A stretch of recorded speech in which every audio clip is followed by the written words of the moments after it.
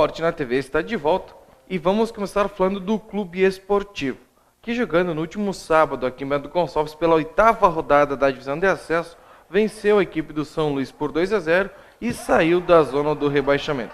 O Esportivo jogou melhor do que vinha jogando e com isso conseguiu fazer os gols. O primeiro foi marcado de pênalti pelo Rafael Xavier, o segundo logo em seguida com o Fernandinho num chute de fora da área, foi muito feliz na conclusão o Fernandinho, e depois disso terminou o primeiro tempo 2-0, a equipe do São Luís até tentou buscar uma reação, mas o sistema defensivo do Esportivo funcionou bem e a vitória veio, a segunda vitória aqui dentro de Bento Gonçalves. Com isso, agora o clube foi a 9 pontos, fica a 3 do último, que é a equipe do Nova Prata com 6 pontos e a 2 da zona de classificação. Então, acreditamos ainda na classificação do Esportivo, claro que tudo vai passar por esses confrontos que tem próxima quinta-feira contra a equipe do Nova Prata, jogando fora de casa, um confronto direto. O Nova Prata precisa vencer para sair da zona de rebaixamento e o Esportivo, se quiser se classificar, precisa também de uma vitória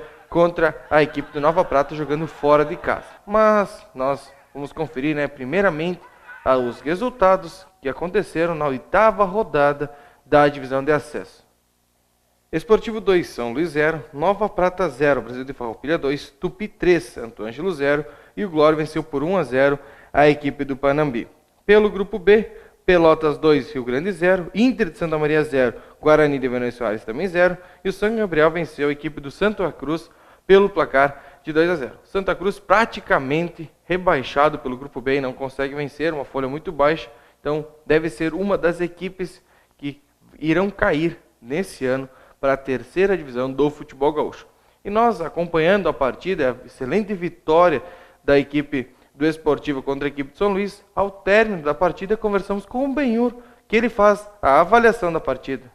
Aquele ter que ganhar, o ter que ganhar. E às vezes tu não arrisca menos, o início dos jogos, fiquei maluco porque eu achei que faltou atitude de correr o risco. Mas claro que não é na frente da minha área, mas no ataque nós temos que correr o risco. E daqui a pouco a coisa deu uma encaixada boa, a jogada do pênalti, a passagem que teve antes, foram tudo jogados que nós treinamos na semana, que é um triângulo que é feito, sempre passando um, e deu resultado. Que bom que o Fernandinho também, nós havíamos conversado muito com ele, porque não me adianta eu ter o Guilherme, que já não tem aquela mobilidade, o Rafael Xavier, que vem voltando, que tem toda aquela vontade, e o Kelvin, que é um menino, e precisa de mais gente na frente. E aí eu cobrava isso do Fernando, o Fernando foi muito bem, fez o gol. Pena que também tem a questão do ritmo, o jogador que estava aí 2 meses sem jogar, agora jogou a segunda partida.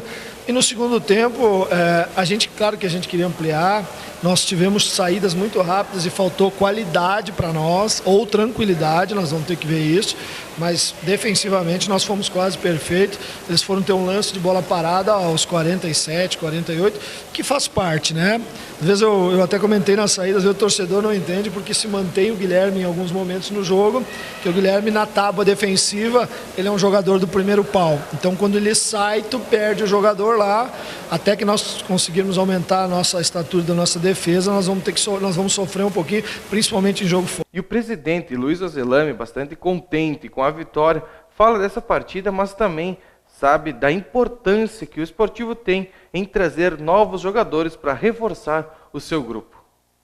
A gente está feliz, porque era o que a gente precisava da vitória hoje. Fizemos por merecer.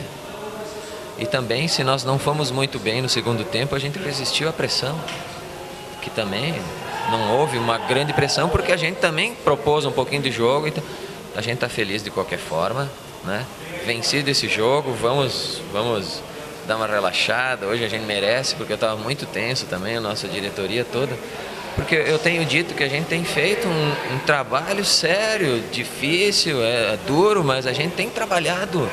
E não está todo errado o trabalho. No entanto, se os resultados não vêm, parece que está tudo errado.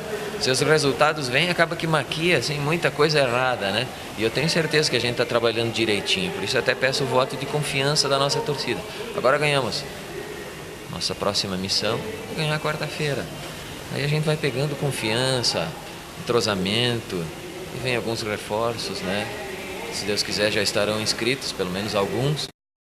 Esperamos que esses jogadores, né, tanto o Faísca e o Ângelo, que já estão aqui em Bento Gonçalves, e também os que irão chegar, estejam aptos a jogar na próxima quinta-feira contra a equipe do Nova Prata. Esse jogo era para acontecer quarta, parece, né, que vai ser quinta ainda, a federação não confirma, mas tudo indica que na próxima quinta-feira a equipe do Nova Prata recebe o Esportivo às 19 horas em Nova Prata, e desde já sucesso, estaremos acompanhando a semana de treinamentos do Clube Esportivo.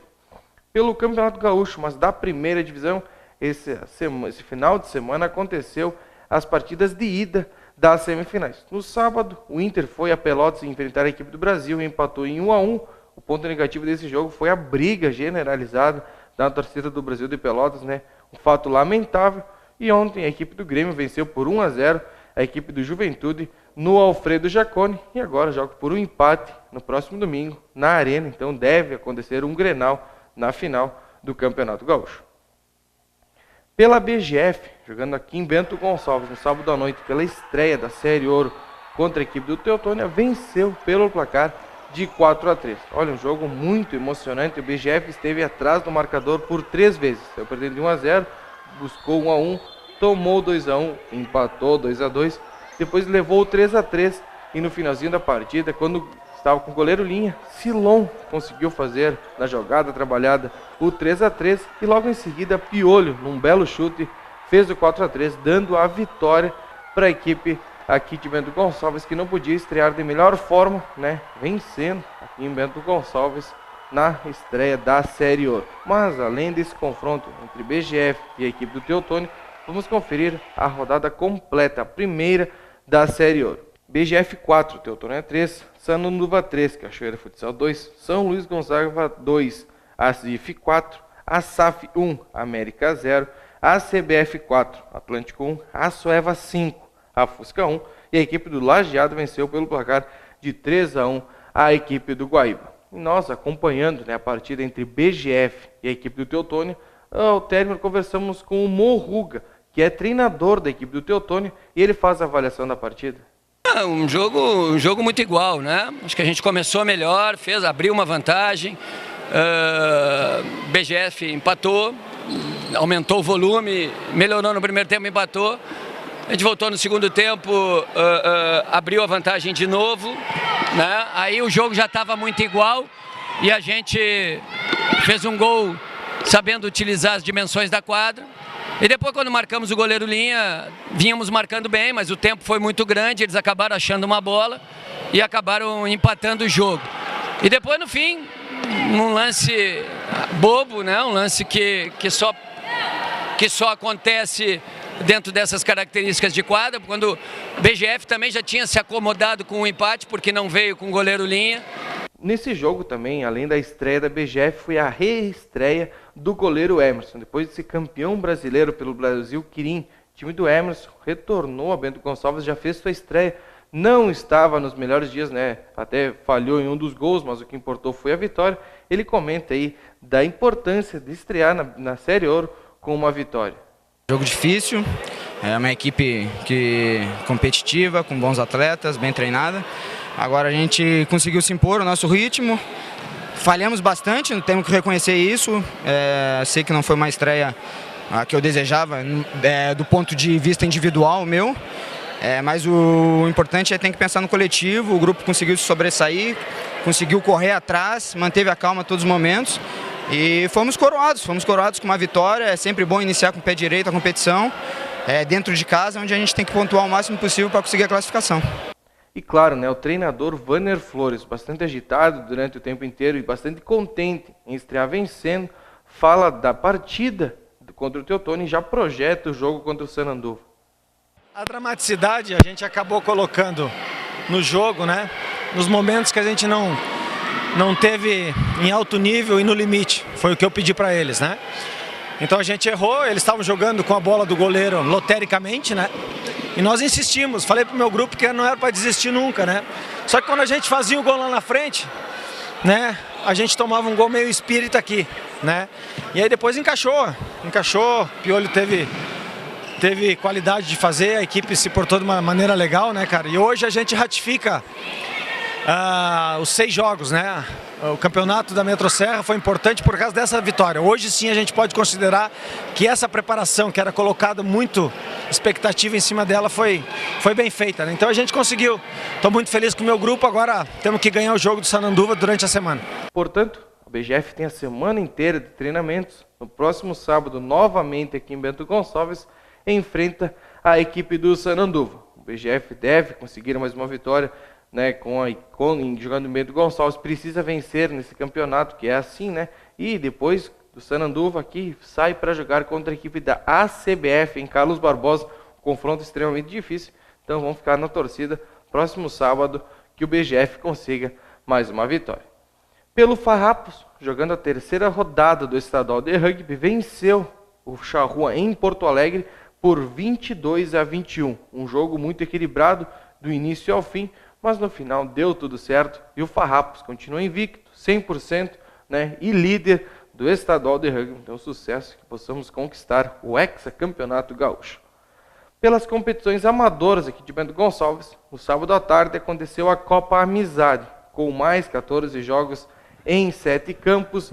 O Missioneiros, que era a equipe 100%, perdeu e não existe mais nenhuma equipe com 100% de aproveitamento, mas também Capivara 8 é demais e a própria equipe do Missioneiros já garantiram sua classificação para a próxima fase. Ainda não tem ninguém rebaixado matematicamente, então a próxima rodada, né, a sexta rodada, pode definir algumas equipes a mais classificadas e também as equipes já rebaixadas para a segunda divisão da Copa Amizade do ano de 2016.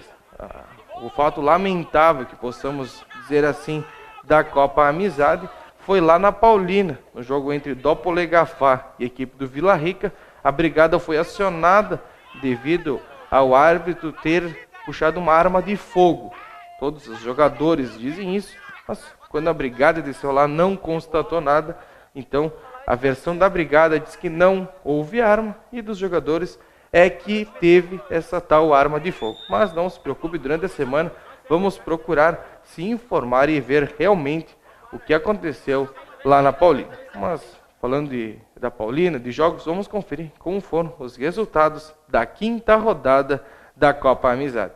Hakuna Matata 3, Até Cubanos 2, União do Bozo 0, Tandera 1. Sem Freio 3, 8 da Grecema 4 e o Avacarados perdeu por 4-1 por Edmais. O Mônaco perdeu por 3-1 por Colorado e o Fronteira e o São Gotardo ficaram no empate em 0-0. O Capivara venceu 2-1 o Socanelas e o Bola nas Costas venceu 2-1 o Atlético. O Dopolegafá venceu por 3-2 Vila Rica e o BDL e o São Cristóvão ficaram no empate em 1-1. União 5, Missioneiros 2, Copeiros 3, Supremo 3. Real Madruga 3, o TIU 1 e o Grande Crush perdeu por 6-0 pela equipe do Cruzeirinho. Próximo final de semana, mesmo com o feriadão que tem de Tiradentes, acontecerá normalmente a sexta rodada da Copa Amizade. Pela Libertadores do Nordeste, a equipe do Barracão, jogando ontem à tarde lá no estádio da Ilha Verde, venceu pelo placar de 1-0 numa confusão lá.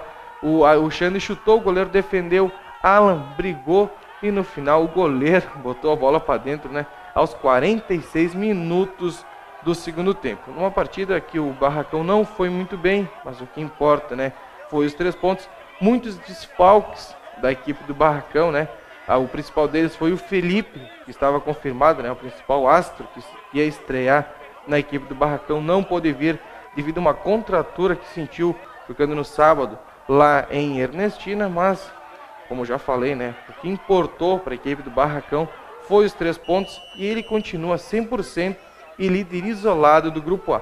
No grupo B, a equipe do Rosário de Pinto Bandeira também é 100% e é a líder isolada com 9 pontos, venceu a equipe do Pradense em Antônio Prado pelo placar de 2-1 com 2 gols de José. O que fica agora para a equipe do Barracão, né?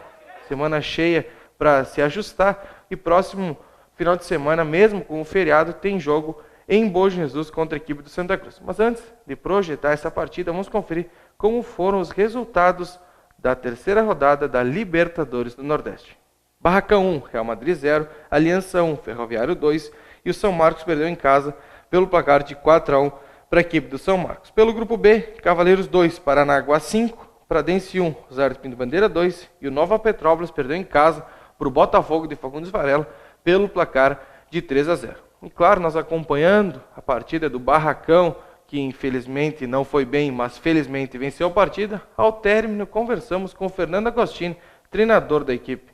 Mas mesmo assim teve inúmeras chances, tivemos várias chances. Aos 2 minutos o Tessaro teve uma chance clara. Se a gente tivesse feito esse gol, totalmente mudaria o jogo. Mas no final a justiça prevaleceu. O goleiro deles para mim vinha sendo dos destaques. E no final, por uma infelicidade dele, a bola entrou, o Ala mais uma vez estava ali para fazer. E nos deu 3 pontos para manter a invencibilidade e 100% do campeonato. Domingo terei mais 2 jogadores, ou até mais 4, de repente se o Felipe e o Maico, é a tendência que eles venham, né? A gente precisa muito.